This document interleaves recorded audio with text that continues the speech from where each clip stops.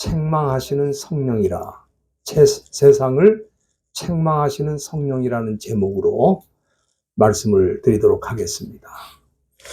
지난주 말씀을 좀 복습을 드리면은 우리 예수님께서 이제 하늘로 가실 것을 말씀하셨을 때 그것을 듣고 제자들의 마음에는 두려움이 가득 차 있었습니다. 이제 예수님이 떠나가시면 어떻게 하나.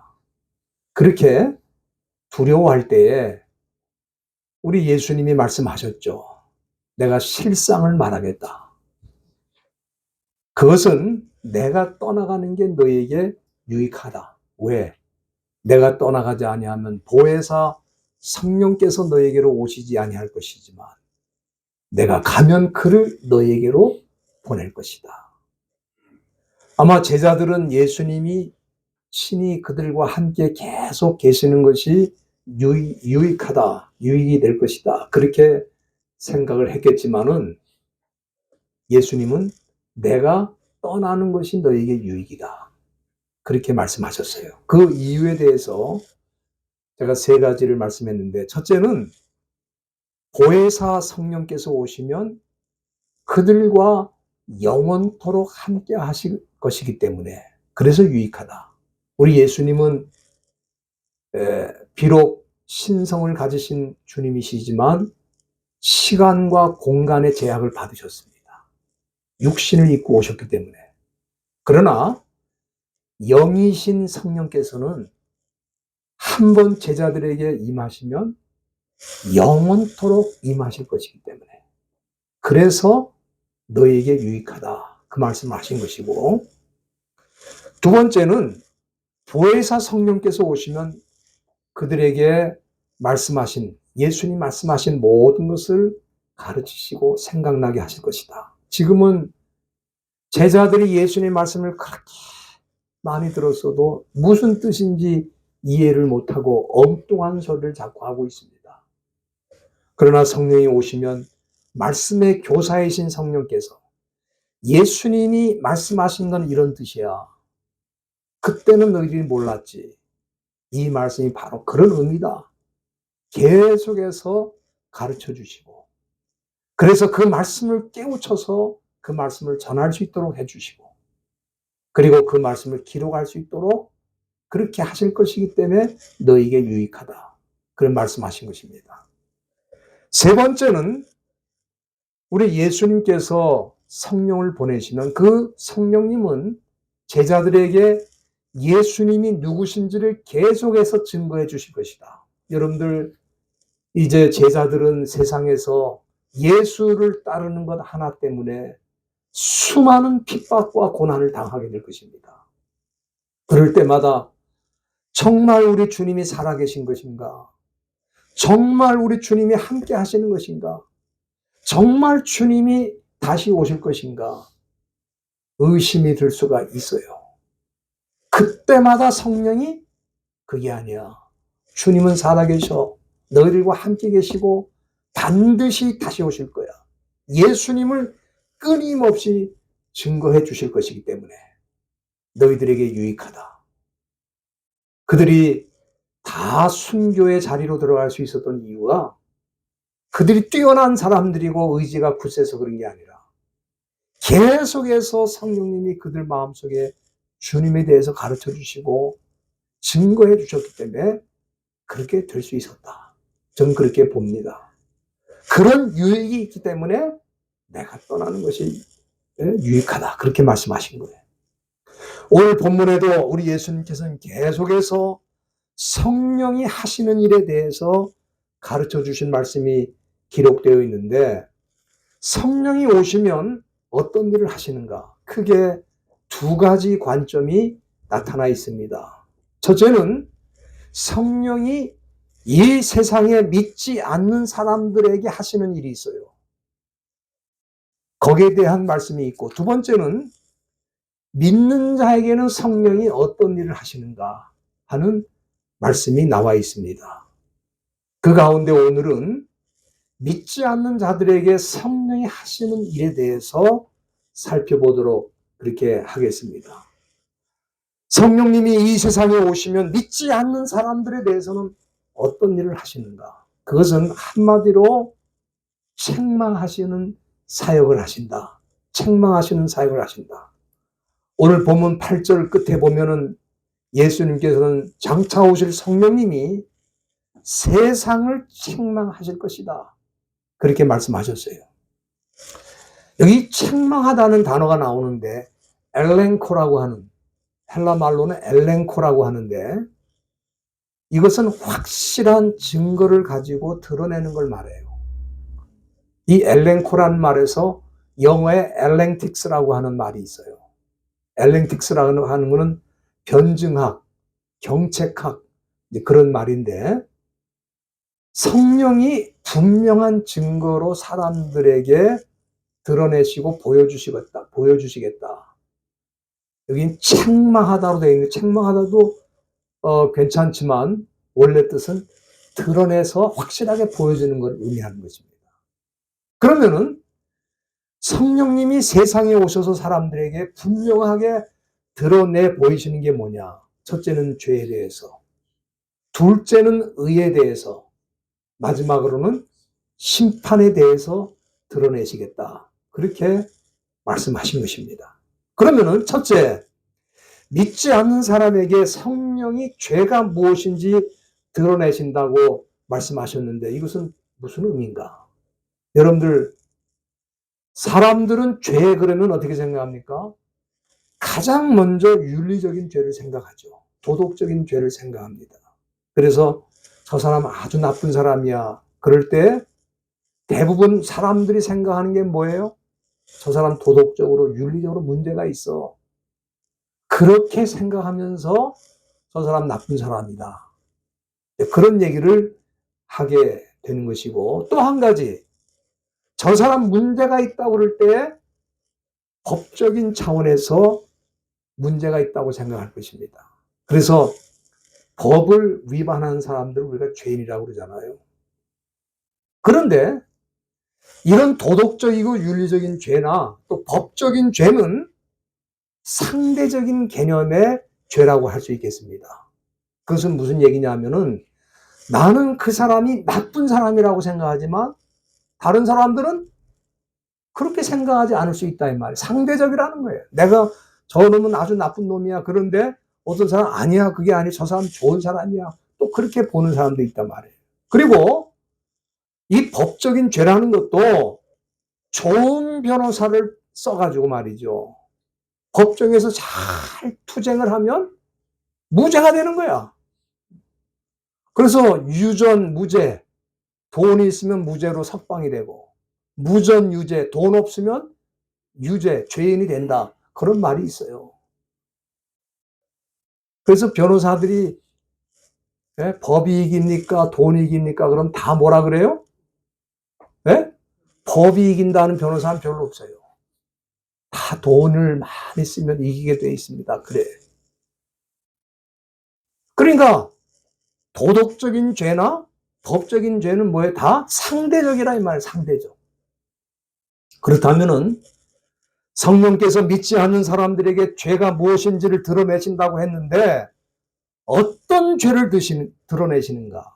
그것은 영적인 차원의 죄를 드러내신다 그 말입니다. 오늘 본문 9절에 보면은 예수님은 이렇게 말씀하셨어요.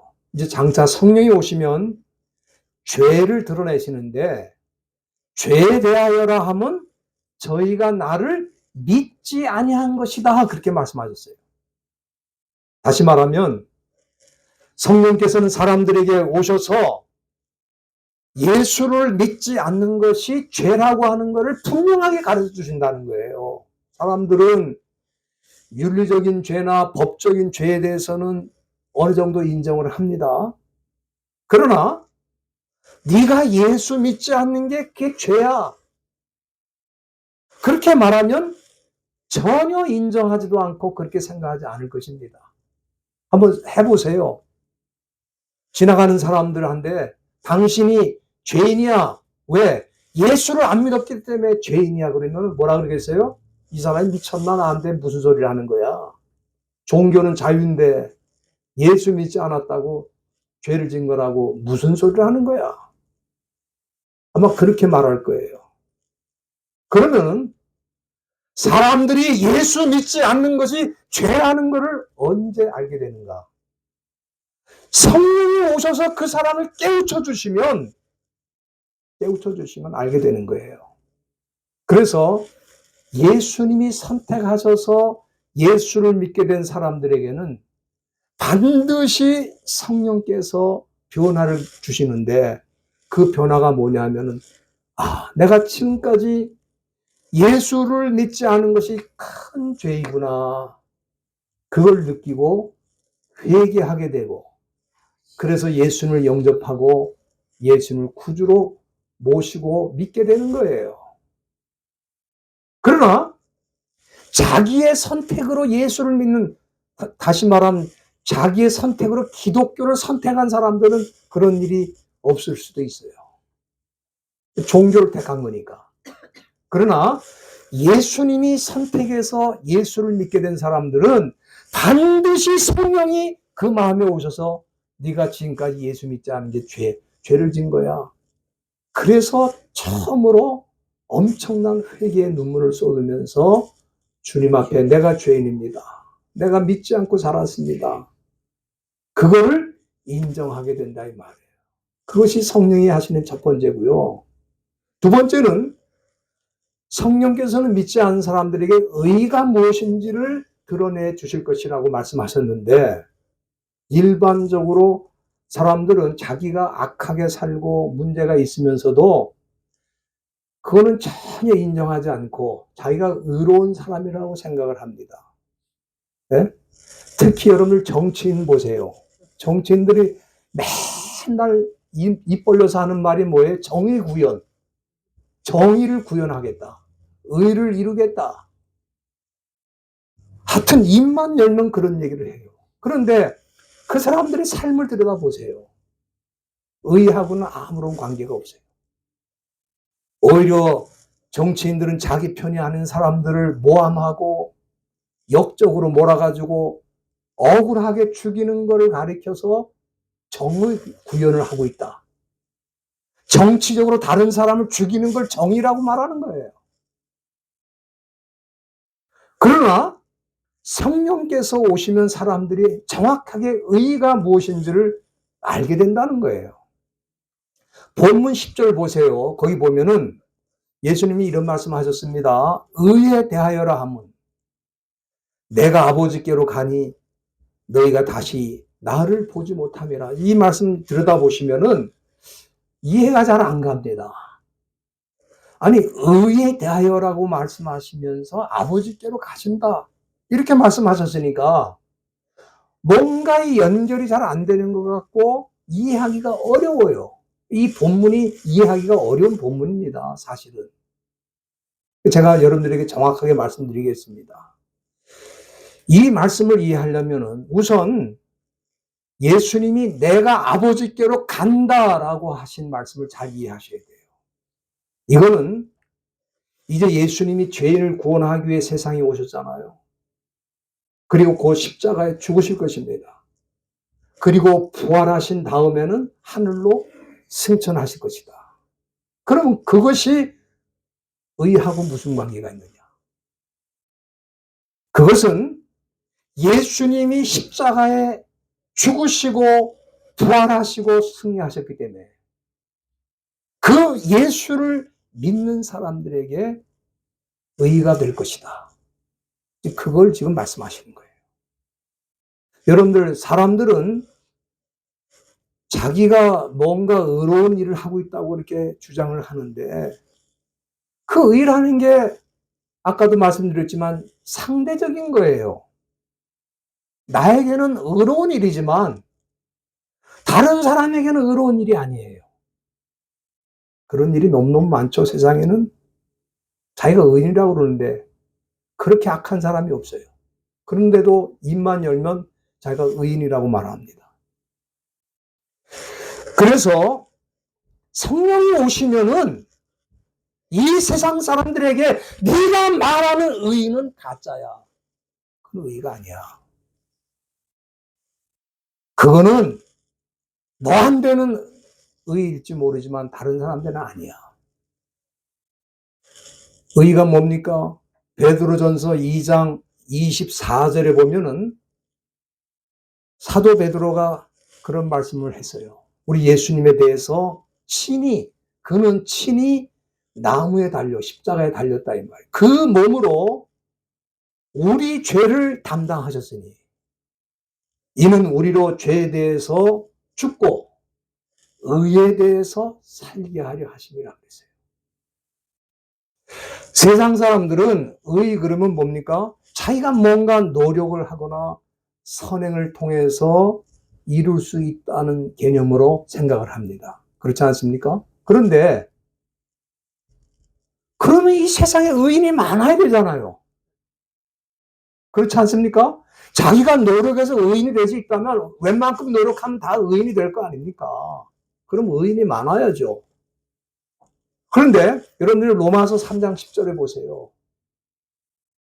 거기 보면은 로마서 3장 10절에 보면 사도 바울이 뭐라고 하냐면 의인은 없나니 하나도 없다. 의인은 없나니 조금은 있다. 그렇게 말씀하지 않았어요. 의인이 없는데 하나도 없다는 거야, 하나도. 아니, 노력해서 의인이 될 수 있으면, 선행을 해서 의인이 될 수 있으면 의인이 조금은 있다. 그럼 많지는 않다. 그렇게 말해야 되잖아요. 근데 성경은 분명히 뭐라 그럽니까? 의인은 없나니 하나도 없다, 하나도. 그러니까 우리 주님의 나라에서는 사람이 스스로 얻을 수 있는 의는 없다고 보는 겁니다. 그걸 성령이 가르쳐 주신다는 거예요. 사람들은 자기 나름대로 선을 행하며 살면 의인이 되는 걸로 생각했는데 의인은 없고 하나도 없고 그렇게 해서는 의인이 될 수 없다는 것을 성령이 가르쳐 주신다는 거예요. 그거를 성령으로부터 직접 교훈을 받아서 배우지 못한 사람은 절대로 그렇게 생각하지 않아요. 내가 조금 뭐 어떻게 하면 의인이 될 수 있다 생각하죠. 그 의인은 성령님만이 가르쳐 주실 수 있다. 보여주실 수 있다. 그래서 성령이 오시는 게 유익하다. 그 말씀을 하시는 거예요. 그리고 마지막으로 우리 예수님께서는 성령이 오시면 사람들에게 심판이 무엇인지 드러내 주실 것이다.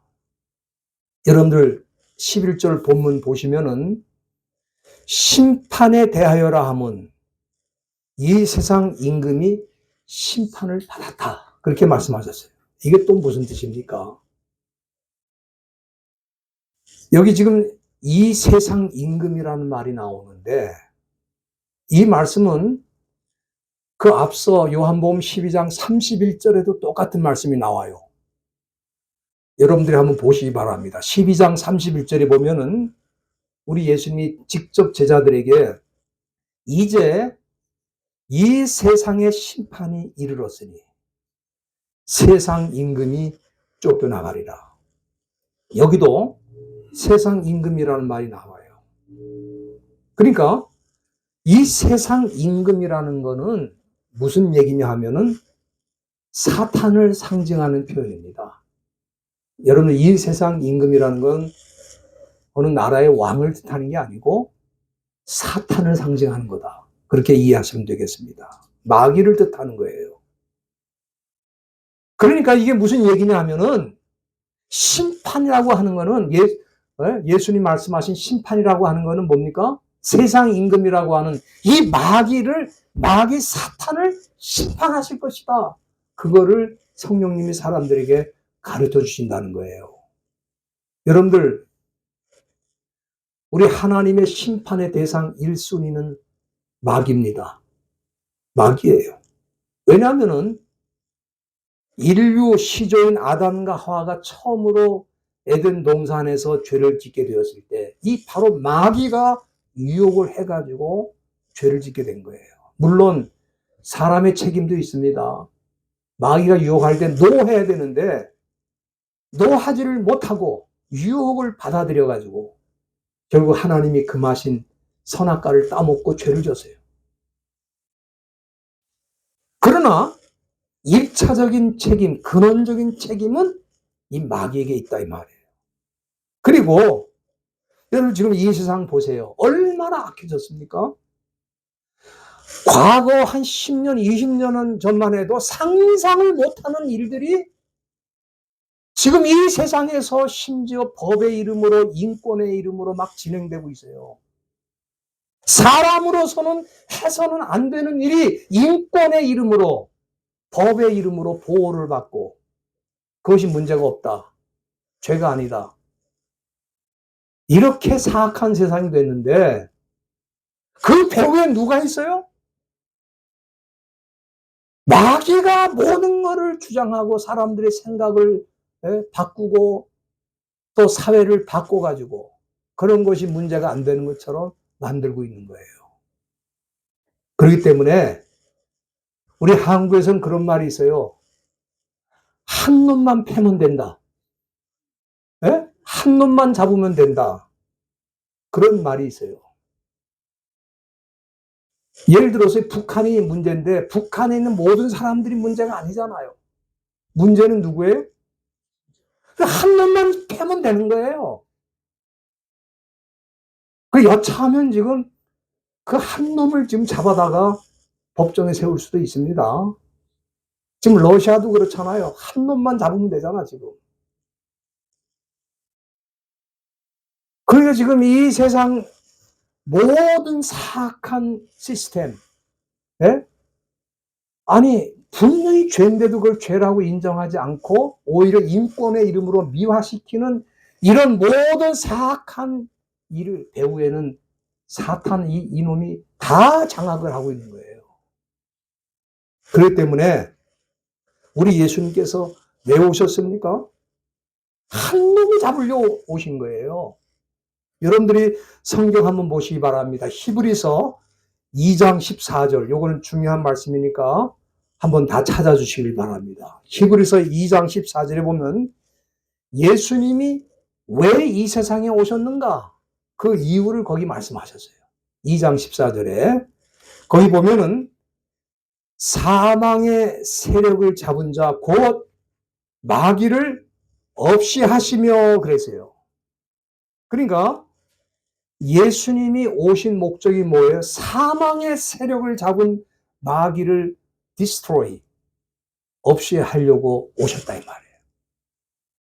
그 다음에 또 한 구절 제가 찾아드립니다.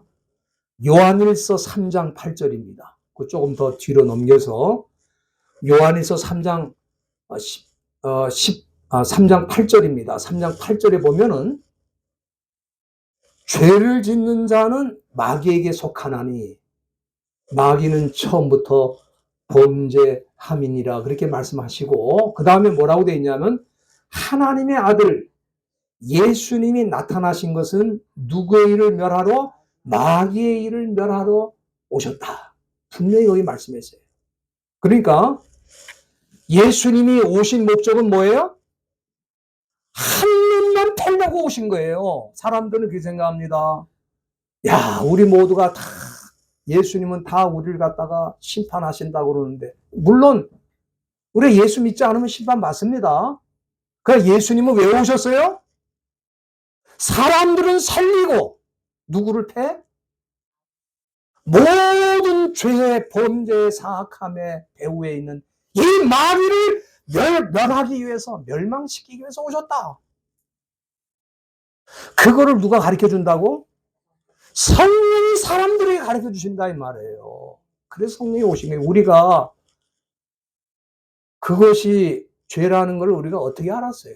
예수 믿지 않는 것이 죄라는 걸 어떻게 알았어요? 우리가 옛날에 서당 다니신 분들은 노노맹자를 읽었습니다.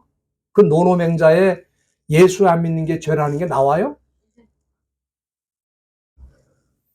이 세상 어떤 철학이나 어떤 종교나 어떤 사상도 예수 믿지 않는 게 죄라는 것을 말하는 책은 하나도 없어요. 그런 가르침이 세상에 존재하지 않아요. 그러나 그걸 누가 가르쳐 주신다고? 성령이 가르쳐주신다는 거예요.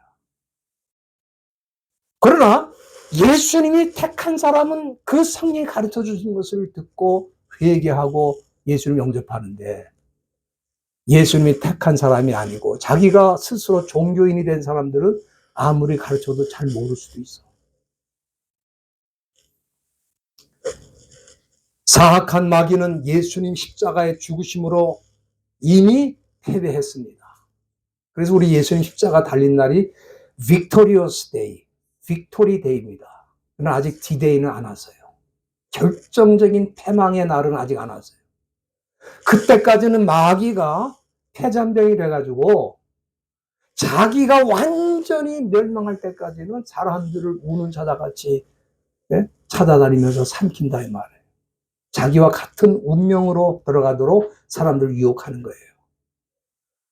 그러나 요한계시록 2장 20장 10절에 보면은, 요한계시록 20장 10절 이 말씀도 한번 보시기 바랍니다. 저희들을 미혹하던 그 마귀가 불과 유황못에 던지우니 거기는 그 짐승과 거짓 선지자도 함께 있어서 세세토록 밤낮 괴로움을 받는, 이게 D-Day입니다. Decisive Day. 뭐냐면 완전히 마귀가 멸망하는 날이에요. 근데 그때는 마귀만 멸망하는 게 아니라 마귀를 추종하던 사람들, 심지어 교회 안에서 선지자 노릇하면서 하나님의 말씀을 제대로 가르쳐주지 않은 거짓 선지자들도 다 거기 함께 있을 거다. 이 거짓 선지자는 하나님의 말씀을 제대로 가르치지 않은 사람들도 포함되지만 하나님의 말씀을 제대로 믿지 않는 사람들, 마귀의 사상을 추종하던 모든 사람들이 다 거기 들어가서 심판을 받고 영원한 멸망 속으로 들어간다. 이거를 성령이 가르쳐 주신다는 거예요. 제가 이것을 깨우친 거는 성경을 읽어서 깨우친 게 아니라, 성경을 읽어도 성령님이 그것이 무슨 뜻이라는 걸 가르쳐 주지 않으면은 절대로 이해하지 못해요. 깨우치지 못합니다. 그러나 우리 예수님이 세상에 성령을 보내심으로 이 모든 사악한 일을 배후에는 마귀가 있고, 바로 내가 그 마귀를 멸하러 왔다는 것을 깨우치게 하실 것이다. 그래서 성령을, 너희들이 내가 떠나고 성령이 오는 게 유익한 것이다. 그렇게 말씀하시는 거예요. 저와 여러분들 얼마나 감사합니까? 왜냐하면 성령을 통해서 죄가 무엇인지, 의가 무엇인지, 심판이 무엇인지 지금 알게 됐잖아요. 아, 그렇구나. 그런 뜻이었구나. 그런 말씀이었구나. 그걸 이해하게 됐잖아요. 지금 교회를 다니면서도 이 말씀이 무슨 뜻인지도 모르고 지금 읽고 있어요. 왜 성령이 오셔서 죄에 대해서, 의에 대해서, 심판에 대해서 책망하실 것이다, 그렇게 예수님 말씀하신 이게 무슨 얘기인지를 잘 몰라. 그러니까 종교 생활을 할 수밖에 없는 거예요. 교회 안에서. 저와 여러분들은 하나님의 은혜로 이 성령의 깨우침을 통해서 이 귀한 진리를 알게 되었고, 이제는 무슨 일이 있든지 흔들리는 게 없잖아요. 세상이 아무리 12번 변해도 예수님의 선택으로 예수를 믿게 되고 성령의 역사로 깨우침을 받은 사람들은 흔들리지 않아요. 끝까지 가요. 내 힘과 내 노력이 아니라 주님의 도우심으로 끝까지 간다 이 말이에요. 그런 은혜가 저와 여러분들에게 있는 줄로 믿습니다. 기도하겠습니다.